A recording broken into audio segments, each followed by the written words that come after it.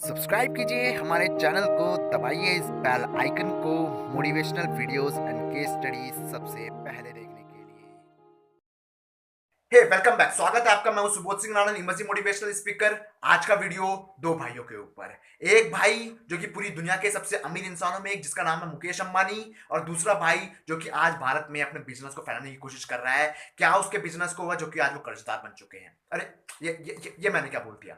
जी हाँ, ठीक सुना आपने। आज मैं बात करूंगा वो 5 रीजन की जो कि अनिल अंबानी ने नहीं की और जो कि की मुकेश अंबानी ने। 5 आज आपको बताऊंगा कि क्या रीजंस थे जिसकी वजह से आज मुकेश अंबानी इतने आगे निकले। एक्चुअली बहुत ज्यादा मुश्किल होता है देखने में, बहुत ज्यादा हैरानी होती है कि एक ही गुजरात के परिवार में, एक ही परिवार में पैदा हुए ये दो भाई कैसे आज इनकी थिंकिंग ने, इनके बिजनेस माइंड में क्या आज आया चेंज हुआ कि जो मुकेश अंबानी है उनका जो बिजनेस है, उनके बिजनेस में जे कर्व है, बट जो अनिल अंबानी है उनके बिजनेस को आज ऐसा क्या हुआ, वो क्या कारण थे जिसकी वजह से अनिल अंबानी का बिजनेस हमेशा टूटता ही रहा। तो आज अगर आप बिजनेस मैन हो तो ये वीडियो आपके लिए होने वाला है, तो इस वीडियो को मिस मत कीजिए, अंत तक जरूर देखिए, क्योंकि मैं आज बताऊंगा आपको 5 कारणों के बारे में जिस वजह से मुकेश अंबानी अनिल अंबानी से इतनी आगे। आज मैं आपको उन 5 रीजंस के बताने से पहले आपको यह बताना चाहूंगा कि इनके सेपरेशन होने के, यानी कि दोनों बिजनेसमैन के सेपरेशन होने के पीछे आखिर कारण क्या थे। एक्चुअली 2002 में जब बिजनेस टाइकून धीरूभाई अंबानी के देहांत के बाद ही कयास लगने स्टार्ट हो गए थे कि ये दोनों भाई अब अपने बिजनेस को सेपरेट आउट कर लेंगे, यानी कि अलग हो जाएंगे। बट ऐसा कुछ हुआ नहीं, क्योंकि ये दोनों भाई चाहते थे कि हम एकजुट होकर काम करेंगे तो हमारे ज्यादा अच्छा होगा। तो इसके बाद अनिल अंबानी को जो महारत थी वो पेट्रोकेमिकल्स, रिलायंस जो पेट्रोकेमिकल्स थे उसमें इनको महारत हासिल थी। तो ये पेट्रोकेमिकल्स का जितना एरिया था वो मुकेश अंबानी संभालते थे, और जो होम फाइनेंस का एरिया था, यानी कि रिलायंस होम फाइनेंस का एरिया था, वो अनिल अंबानी संभालते थे। अब ऐसे ही बढ़ते गए और इनकी तरक्की होती गई। बट जब इन दोनों की शादी हो गई तब, अब क्या बोलते हैं ना कि जब इनकी शादी हुई तो मेन रीजन वहीं से इन्होंने सेपरेट आउट करने की स्टार्ट कर ली, क्योंकि बोलते हैं ना कि जब लेडीज आ जाती है घर में तो उनके लिए एक ही घर में एडजस्ट कर पाना थोड़ा मुश्किल हो जाता है। तो यही कारण बना कि इन दोनों ने अब अब मुकेश अंबानी तो इनके साथ काम करना चाहते थे अनिल अंबानी के, क्योंकि मुकेश अंबानी अपने बिजनेस को सेपरेट आउट करने के बिल्कुल भी मूड में था, बट अनिल अंबानी अब और एडजस्ट नहीं करना चाहते थे। और यही कारण था कि अनिल अंबानी ने बोला कि अब मुझे मेरा परसेंट आधा चाहिए। अब मुकेश अंबानी करे तो करे क्या। मुकेश अंबानी और अनिल अंबानी, अब मुकेश अंबानी मना तो कर नहीं सकते थे क्योंकि अब अनिल अंबानी का भी उसमें कुछ परसेंट था, तो उन्होंने बोला, अब उन्होंने अपनी माताश्री से एडवाइस लेनी स्टार्ट कर दी। अब माताश्री क्या करती, माताश्री ने जो इनके फैमिली एडवाइजर थे, यानी कि आईसीआईसीआई बैंक के जो इनके एडवाइजर थे जिनका नाम था मिस्टर कामात, तो उनसे एडवाइसरी ली। तो अब इस एडवाइसरी में ये हुआ कि कोई भी बिजनेस आधा आधा नहीं बटेगा। अगर कोई भी बिजनेस लेना है किसी को तो वो पूरा पूरा ही इन दोनों बिजनेसमैन, यानी कि इन दोनों भाइयों के पास बटेगा। तो इस वजह से पेट्रोकेमिकल, जो इन रिलायंस पेट्रोकेमिकल्स पे महारत हासिल थी, तो वो रिलायंस पेट्रोकेमिकल सारा गया मुकेश अंबानी के पास, और जो फाइनेंस, होम फाइनेंस की सब्सिडरीज थी, रिलायंस की सब्सिडरीज थी, वो सारी गई अनिल अंबानी के पास। बट अब अनिल अंबानी यहां से एक चतुराई कर रहे थे। अनिल अंबानी की जो मेन नजर थी वो थी रिलायंस टेलीकॉम पर, जो कि एक महारथी था पूरे रिलायंस का। रिलायंस टेलीकॉम का बजट बहुत ज्यादा था, इसके शेयर्स बहुत ज्यादा थे, और इसके लिए मुकेश अंबानी ने बहुत ही ज्यादा सपने संजो रखे थे, और मुकेश अंबानी इसको किसी भी कीमत पर खोना नहीं चाहते थे। बट अनिल अंबानी भी इसको जानते थे कि ये बहुत ही ज्यादा फायदे का सौदा होगी, इसलिए मैं इसे गवाऊंगा नहीं। मुकेश अंबानी दिल पे पत्थर रखे, अगर वो इस बात को नहीं मानते, क्योंकि अनिल अंबानी चाहते थे कि वो रिलायंस टेलीकॉम जो है वो मुझे मिल जाए। बट कई बार मना किया, रिफ्यूज किया मुकेश अंबानी ने कि मैं ये नहीं दूंगा, रिलायंस टेलीकॉम के मैं पार्ट नहीं करूंगा, ये रहेगी तो मेरे पास ही रहेगी। बट अब उन्होंने भी सोचा कि अगर मैं इन्हें नहीं दूंगा तो लोग क्या बोलेंगे कि अपने से छोटे भाई को की बात नहीं मान रहा है, अपनी चला रहा है। तो इस वजह से अपने दिल पर पत्थर रख के इन्होंने रिलायंस टेलीकॉम जो थी वो अनिल अंबानी को हैंड ओवर कर दी। उसके बाद मुकेश अंबानी के पास केवल बहुत ही कम चीजें, जो इनके पास सब रिलायंस की सब्सिडरीज थी जो आई, जिसमें से आरआईएल मुख्य तौर पर है, जिसको हम कहते हैं Reliance industries limited. Reliance industries limited के अलावा इनके पास आया रिलायंस इंफ्रास्ट्रक्चर, रिलायंस जो इंडस्ट्रीज का इंफ्रास्ट्रक्चर था, बाकी सारा अनिल अंबानी के पास किया। अनिल अंबानी के पास जाने वाली जो मेजर सब्सिडरीज थी उनमें थे रिलायंस आपकी कैपिटल थी, रिलायंस कम्युनिकेशंस थी, रिलायंस पावर था, रिलायंस होम फाइनेंस थी, रिलायंस नेवल थी, रिलायंस एसेट मैनेजमेंट था, और ऐसी बहुत सारी सब्सिडरीज, लैंड कम्युनिकेशन मैंने आपको बता ही दिया है। ये सारी की सारी सब्सिडरीज गई अनिल अंबानी के पास। अब अनिल अंबानी के पास जो इसके अलावा जो मुकेश अंबानी ने इनको हैंडल किया वो 25,000 करोड़ का कैश भी था। अब अनिल अंबानी अंदर ही अंदर से बहुत ज्यादा खुश हो चुके थे क्योंकि उनके पास रिलायंस इंडस्ट्रीज का जो महारथी था, रिलायंस टेलीकॉम के अलावा अब इतना ज्यादा कैश आ चुका था, तो उन्होंने सोचा कि अब मेरी तो चांदी चांदी हो गई। देखिए एक बात को ध्यान दीजिएगा, जब सेपरेशन हुआ इन दोनों के बीच तो अनिल अंबानी के पास बहुत सारा कैश था, इसके पास एक फास्टेस्ट ग्रोइंग जो बिजनेस टेलीकॉम था, जो सब्सिडरीज थी, इनके पास कुछ ओल्ड फाइनेंसेस थे, इनके पास प्रॉमिसिंग एनर्जी बिजनेसेस थे। बट वहीं पर मुकेश अंबानी के पास जो इकलौती चीज थी वो थी इनकी आरआई, यानी कि रिलायंस इंडस्ट्रीज लिमिटेड थी इनके पास जो थी। बट एक अच्छा बिजनेसमैन, एक स्ट्रांग बिजनेसमैन वही होता है जो कम रिसोर्सेज में भी हार नहीं मानता। एक्चुअली इनका क्या था, इनको मतलब था कि इनके पास केवल मैन पावर होनी चाहिए, इनके पास अच्छे इन्वेस्टर्स होने चाहिए, इनके पास अच्छे पार्टनर्स होने चाहिए, अच्छे बिजनेसमैन पार्टनर्स होने चाहिए, इसलिए इनका मेन फोकस इसलिए ज्यादा था। अब जो अनिल अंबानी थे वो रिस्क ले सकते थे क्योंकि उनके पास पैसा था, क्योंकि उनके पास सब्सिडरीज थी, उनके पास रिसोर्सेज थे। मुकेश अंबानी रिस्क नहीं ले सकते थे क्योंकि उनके पास चंद गिने हुए रिसोर्सेज थे, अगर वो रिस्क में उनको भी गंवा देते तो शायद वो कभी बिजनेस में आगे नहीं बढ़ पाते। वहां पे अनिल अंबानी के पास रिस्क लेने का चांसेस थे, इसलिए 2006 में दुनिया के मतलब भारत के सबसे तीसरे अमीर इंसान बने अजीत प्रेम जी, और लक्ष्मी मित्तल के बाद ये तीसरे सबसे अमीर इंसान बने।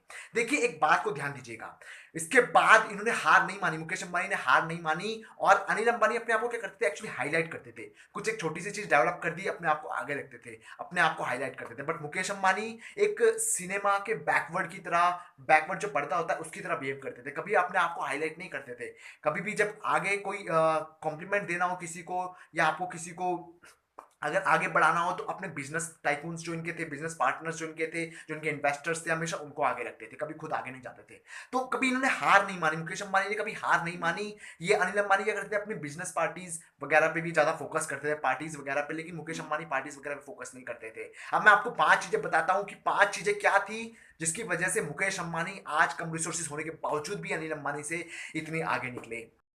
मैं पहले ही बोल चुका हूं कि आज मैं बात करूंगा इन बिजनेसमैन के 5 स्ट्रेटेजीज के बारे में। तो आज हम बात करेंगे, आज हम इनको जज करेंगे इनके थिंकिंग लेवल पे, आज हम इनको जज करेंगे इनके पेशेंस लेवल पे, आज हम इनको जज करेंगे इनके focus on understanding the details level पे, आज हम इनको जज करेंगे इनके विजन लेवल पे, और आज हम इनको जज करने वाले हैं इनके डिसीजन मेकिंग लेवल पे। तो आइए बात करते हैं इनके थिंकिंग लेवल से। आज मैं बात करूं मुकेश अंबानी की, तो मुकेश अंबानी की थिंकिंग लेवल इसी बात से हम अंदाजा लगा सकते हैं कि मुकेश अंबानी को एक बारी में एक टाइम पर एक ही काम करना ज्यादा पसंद आता है। ये कभी भी ऐसे नहीं करते थे कि काम ज्यादा हो तो उसको कभी भी ऐसे नहीं निपटा दिया कि चलो काम किया, थोड़ा बहुत काम कर दिया उसके बाद निपटाते हैं, ऐसा कभी नहीं करते मुकेश अंबानी। मुकेश अंबानी एक टाइम पर एक काम को ज्यादा करना पसंद करता है। मैंने पहले ही आपको बोल चुका हूं कि जो एक अच्छा बिजनेसमैन होता है, एक स्ट्रांग बिजनेसमैन होता है, कभी भी अपने रिसोर्सेज को लेकर कभी भी नेगेटिव इंपैक्ट अपने आप पर नहीं पड़ने देता है। और मुकेश अंबानी की एक खास बात रही है कि मुकेश अंबानी के पास रिसोर्सेज कम थे, इनके पास रिलायंस की सब्सिडरीज कम थी, इस वजह से कर पाते थे एक जगह पे इंसिस्ट कर पाते थे, फोकस अपना अच्छे तरीके से कर पाते थे। और दूसरी जगह अनिल अंबानी की बात करूं तो अनिल अंबानी करते थे ऊपरी लेवल पे किसी भी प्रोजेक्ट को टच कर पाया, क्योंकि उनके पास सब्सिडरीज बहुत ज्यादा थी, किसी भी एक सब्सिडरीज को पीक लेवल पर नहीं ले जा सके क्योंकि उनके पास काम बहुत ज्यादा था, लेकिन वो अपने काम को कभी भी अच्छे तरीके से नहीं कर पाते थे क्योंकि एक जगह फोकस करना उनके लिए बहुत ज्यादा मुश्किल होता है, क्योंकि सब्सिडरीज उन्होंने अंबानी परिवार से बहुत ज्यादा ले ली थी। मुकेश अंबानी किसी भी प्रोजेक्ट के डेप्थ तक जाते थे, बट अनिल अंबानी किसी भी प्रोजेक्ट के डेप्थ ना जाके केवल उसको हॉरिजॉन्टल लेवल पे टच करते थे। आइए इनकी बात करते हैं, दूसरे पेशेंस लेवल की बात करें तो मैं आपको बताना चाहता हूँ कि जो अनिल अंबानी है, अनिल अंबानी क्या ढूंढते हैं, quick research, quick return investors ढूंढते हैं जो उनको जल्दी से पैसा, जिससे वो ले भी ले और जल्दी से इसको पैसा दे भी दे। बट मुकेश अंबानी ये करते हैं, एक अच्छे मैनेजमेंट प्रोफेशनल्स की तलाश में रहते हैं जो उनके बिजनेस को पीक लेवल पे ले जा सकता है, अच्छे लीडरशिप मैनेजमेंट रखते हैं अपने पास, अपने इन्फ्लुएंसर रखते हैं अच्छे अच्छे, इस वजह से करते हैं, इनका बिजनेस ग्रोथ करते हैं। Strategies of Anil Ambani is that we have to collect the cash from the public first, then we have to build the business. Once more time, come on. हमें पहले अनिल अंबानी के मैं स्टडीज के बारे में बता रहा हूँ, हमें पहले क्या करना है, पब्लिक से कैश लेना है, उसके बाद उससे बिजनेस को डेवलप करना है। बट दूसरी तरफ अगर मैं आपको बात करूं मुकेश अंबानी की, मुकेश अंबानी का जो बिजनेस सेटअप है, उनकी जो स्ट्रेटेजी है वो थोड़ी अलग है। वो क्या करते हैं, we have to treat our customers like our owner and then we have to wait for the reward. Wait for the reward मतलब टाइम, कम ऑन। क्या करते हैं, बोलते हैं कि हमें अपने जो कस्टमर हैं उनको एक मालिक के तौर पर उनको सर्विस प्रोवाइड करनी है, उसके बाद हमें अपने जो कैश है उसके लिए वेट करना है। कभी भी जल्दबाजी नहीं करते हैं मुकेश अंबानी किसी भी टाइम के लिए। क्या करते हैं, वेट करते हैं, अच्छे मैनेजमेंट स्किल्स की तलाश में रहते हैं, अच्छे मैनेजमेंट प्रोफेशनल की तलाश में रहते हैं अच्छे। लेकिन जो अनिल अंबानी है वो क्या कहते हैं, they are the darling of the quick return investors. अच्छे जो इनको क्विक रिटर्न इन्वेस्टर्स जो अच्छे देगा, अगर कोई ज़्यादा अच्छा पैसा उनको देगा या ज़्यादा जल्दी उनको पैसा देगा तो वो उनके साथ बिजनेस करते हैं। वो कभी मैनेजमेंट प्रोफेशनल पे कभी उन्होंने इंसिस्ट किया ही नहीं, और यही कारण बना कि आज अनिल अंबानी का जो ग्राफ है वो बहुत लो लो होता जा रहा है। देखिए, अगर मैं बात करूं इन दोनों की थर्ड स्ट्रेटेजी की, वो थी focus on understanding the details. Understanding the details से मतलब है आपकी कितना अंडरस्टैंडिंग, कितना अच्छी आपकी अंडरस्टैंडिंग है आपके बिजनेस को समझने की। मैं बात करूं यहाँ पे अनिल अंबानी की, तो अनिल अंबानी को एक फ्लैशी लाइफस्टाइल जीना ज्यादा अच्छा लगता है। फ्लैशी लाइफस्टाइल मतलब एक चमक दमक वाली लाइफस्टाइल में ज्यादा इनको अच्छा लगता है रहना। बट मैं अगर बात करूं मुकेश अंबानी की, तो मुकेश अंबानी अपने बिजनेस को लेकर बहुत ज्यादा सीरियस थे as compared to Anil Ambani. क्योंकि जब मुकेश अंबानी एक मीटिंग को कंडक्ट करा रहे तो बिना ब्रेक लिए इनकी मीटिंग बहुत देर तक चलती है, लगभग 6 या 7 घंटे तक लगातार मीटिंग को लेते बिना किसी ब्रेक लिए हुए। एक्चुअली अपनी डेप्थ को, अंडरस्टैंडिंग को बहुत डेप्थ में समझते थे, अपने प्रोजेक्ट को बहुत डेप्थ में समझते थे, और हमेशा नए नए आइडियाज पे बात करते थे। बोलते थे कि मुझे अपने फ्यूचर के लिए कोई भी एक सिंगल मिनट मैं अपना वेस्ट नहीं करना चाहता, मुझे हर वक्त नई आइडियाज तैयार रहना चाहिए। आपके पास सबसे नए नए आइडियाज ले रहे थे, फिर जिस आइडियाज पे अच्छा लगता था उस पर काम करना स्टार्ट कर देते थे। बट अनिल अंबानी क्यों पीछे रहे? अनिल अंबानी ऐसा कुछ करते नहीं थे। अपने क्या करते थे, बिजनेस पार्टनर्स से पार्टीज बहुत ज्यादा अरेंज करवा देते, पार्टीज पर उनका ज्यादा फोकस रहता था, बिजनेस में थोड़ा कम रहता था। इसी वजह से क्या किया, अपना ध्यान उनका इस साइड कम होता गया, और अपनी जो फ्लैशी लाइफ स्टाइल थी उसमें उन्होंने ज्यादा ध्यान दिया। चौथा स्ट्रेटेजी की अगर मैं बात करूं तो वो है इनका विजन लेवल इतना परपेचुअल था मुकेश अंबानी का। जब 2 या 3 साल पहले मैं बात करूं मुकेश अंबानी के पास, आप सब देख सकते हो कि दुनिया का सबसे बड़ा सेटअप जो इन्होंने खड़ा करा, जियो का सेटअप जो खड़ा किया। अब आप सोच सकते हो कि एक भाई जो सबसे बड़ी सब्सिडरी यानी कि रिलायंस टेलीकॉम जो दे दी अपने भाई अनिल अंबानी को, मुकेश अंबानी ने जब दी, तो कौन सोच सकता था कि जियो इतना बड़ा सेटअप ही लाके खड़ा कर देंगे इंडिया में, जहां पर भारत का एक बंदा यूट्यूब में एक वीडियो देखने में घबरा रहा था, आज वो पूरी पूरी वीडियोस देख रहा है। डेटा को खर्च करने के लिए उसके पास आज टाइम नहीं है। तो एक क्रांति ला दी मोबाइल कम्युनिकेशन में। यहाँ पे मुकेश अंबानी ने, भारत में मुकेश अंबानी ने क्रांति ला दी डेटा कनेक्शंस की, डेटा की खपत नहीं हो रहा है डेटा। एक्चुअली 2 या 3 साल पहले मुकेश अंबानी के पास एक चॉइस थी कि वो दुनिया के जो सबसे बड़े मोबाइल सेटअप्स थे, आप कह सकते हैं कि कम्युनिकेशन जो सेटअप थे, यानी कि जीएसएम और सीडीएमए। जीएसएम होता है आपका global system for mobile communication, और सीडीएमए आपका होता है code division multiple access. Actually इन दोनों का मैं डिफरेंस बताऊंगा, 3 लेवल पे मैं आपको इनके डिफरेंस बताऊंगा। सबसे पहले इनके सिक्योरिटी लेवल्स की बात करूंगा, दूसरे नंबर पे इनकी ग्लोबल रीच की बात करूंगा, तीसरे नंबर पे मैं बात करूंगा इनके डेटा ट्रांसफर स्पीड की। अगर मैं सिक्योरिटी की बात करूं तो सीडीए में ज्यादा सिक्योरिटी आपकी हायर करती है एज कम्पेयर टू जीएसएम से। जीएसएम में क्या होता है, जीएसएम में एक्चुअली कुछ न्यूज आ रही थी, कुछ घटनाएं हो रही थी, जिससे कि दो यूजर्स की जो आपस की इंफॉर्मेशन थी वो लीक हो रही थी, तीसरे यूजर्स के पास जाती। बट सीडीएमए में ऐसा नहीं होता, क्योंकि सीडीएमए में आपका जो कोड होता है ना, वो डिवाइड कर दिया जाता है दो यूजर्स के बीच। केवल आपका जो सिक्योरिटी पैनल होगा, आपको केवल दो यूजर्स के बीच ही रहेगा, तीसरे यूजर में यानी कि तीसरे बंदे के पास आपकी कोई इंफॉर्मेशन लीक नहीं हो सकती, क्योंकि इसमें एक कोड आपका डिवीजन हो जाता है। अगर मैं बात करूं सीडीएमए की, सीडीएमए में क्या होता है, आपका इनकोडेड जो होता है, यानी कि आप अगर कोई इंफॉर्मेशन भेज रहे हो तो वो हमेशा दूसरे बंदे के पास जाएगी, उससे पहले वो डिवाइड होगी नहीं, इसलिए यहाँ पर सिक्योरिटी का कोई झंझट ही नहीं था। जीएसएम में ऐसा नहीं होता, जीएसएम में आपका कोड डिवीजन नहीं होते थे, बल्कि वो जीएसएम जो काम करता था वो एक गो थ्रू पे काम करता था, सीधे सीधे काम करता था, इसलिए वहां से डेटा लीक होने के चांसेस बहुत ज्यादा हो जाते हैं। दूसरा मैं बात करूं ग्लोबल रीच की, तो 80% से ज्यादा लोग आज जीएसएम को यूज करें, जीएसएम को प्रेफर करें। बट आज टेक्नोलॉजी वाली जो कंट्रीज, यानी कि अमेरिका की बात करूं मैं, आपकी बात करूं कनाडा की, मैं बात करूं जापान की, तो वो ज्यादा प्रेफर करती है सीडीएमए को, क्योंकि यहाँ पे आपका सिक्योरिटी लॉसेस कम होते हैं, सिक्योरिटी आपकी ज्यादा अच्छी हो जाती है सीडीएमए में। तो सीडीएमए तकरीबन 210 कंट्रीज आज जीएसएम का यूज कर रही है, लेकिन कई कंट्रीज जो टेक्नोलॉजी को हायर करती है सीडीएमए को यूज कर रही है, प्रेफर कर रही है। तो मुकेश अंबानी ने भी सीडीएमए को प्रेफर किया। तीसरा मैं बात करूं, अगर मैं डेटा ट्रांसफर स्पीड की बात करूं, तो सीडीएमए में आपका डेटा ट्रांसफर स्पीड है वो 2 MB पर सेकंड की स्पीड आ जाती है, एक अच्छी स्पीड मानी जाती है 2 MB पर सेकंड। बट आपका जीएसएम में जो स्पीड थी वो 384 KB पर सेकंड था।